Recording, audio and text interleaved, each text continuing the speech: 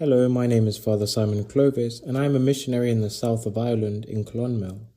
Today is Wednesday, the 8th week of Ordinary Time, and we celebrate the memory of St. Augustine of Canterbury. The Gospel is according to St. Mark. The disciples were on their way, going up to Jerusalem, and Jesus went ahead of them. They were amazed, and those who followed were afraid. Taking the 12 aside again, he began to tell them what was going to happen to him. Behold, we are going up to Jerusalem, and the Son of Man will be handed over to the chief priests and the scribes, and they will condemn him to death and hand him over to the Gentiles, who will mock him, spit upon him, scourge him, and put him to death. But after 3 days he will rise. Then James and John, the sons of Zebedee, came to Jesus and said to him, "Teacher, we want you to do for us whatever we ask of you." He replied, "What do you wish me to do for you?" They answered, "Grant that in your glory we may sit one at your right and the other at your left." Jesus said to them, "You do not know what you are asking. Can you drink the chalice that I drink, or be baptized with the baptism with which I am baptized?" They said to him, "We can." Jesus said to them, "The chalice that I drink you will drink, and with the baptism with which I am baptized, you will be baptized. But to sit at my right or at my left is not mine to give, but it is for those for whom it has been prepared." When the 10 heard this, they became indignant at James and John. Jesus summoned them and said to them, "You know that those who are recognized as rulers over the Gentiles lord it over them, and their great ones make their authority over them felt. But it shall not be so among you. Rather, whoever wishes to be great among you will be your servant. Whoever wishes to be first among you will be the slave of all. For the Son of Man did not come to be served, but to serve and to give his life as a ransom for many." Now imagine the quiet monastery in the year 597, the beauty of deep contemplation, seeing the mysteries of God, fighting through the difficulties in prayer, sacrificing oneself for the good of others and the church, and attaining a greater love of God. This was St. Augustine of Canterbury's life. He, being the prior, or the second in command, of the monastery, was asked by his close friend and spiritual father, Gregory the Great, to lead a mission into England. Pope Gregory the Great, having lived in the monastery alongside Augustine before he had been elected pope, trusted him deeply, and so he entrusted this mission to him.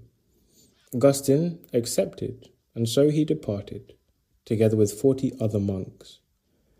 However, soon after, they actually turned back.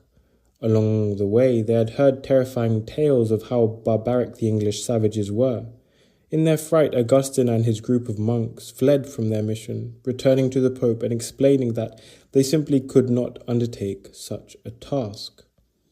They let their immediate panic rewrite their divine mission, we can say. This exact same human struggle with fear ties in perfectly with today's gospel, which begins by elucidating how the people were afraid of going to Jerusalem. Yet our Lord, leading the band, walks boldly at the front. This is right before the Passion. Normally, in such a case, when the band is walking together, a rabbi would walk among his disciples or closer to the back of the group, speaking and teaching. This nuance, this subtlety, indicates our Lord's absolute determination to suffer. It stands in stark contrast to the apostles' misguided desires for power and fame, and it directly highlights the cowardice of Augustine and his crew in accepting the cross. When the road got terrifying, both the apostles in the Gospel and Augustine in France wanted to change the plan. It is precisely for moments of panic like this that St. Ignatius gives us what is perhaps the golden rule for discernment in his spiritual exercises. Never make a change during difficult times or times of desolation. And looking at his actions, we see that St. Augustine was not yet enlightened with this wisdom. He panicked, he changed the plan, and he ran back to Rome. And yet God worked through his weakness, and he still became a great saint. We who actually possess this spiritual wisdom today have all the more reason to stand firm, face our fears, and strive towards sanctity. So I want to simply encourage you to use this rule. Never make a change when passions are high or emotions are tough. Never make a change during difficult times or times of desolation.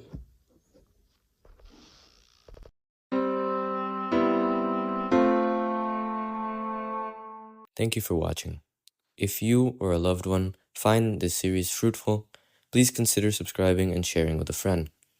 For those interested in more content from our priests around the world, please visit the description below or visit iveamerica.org/blog.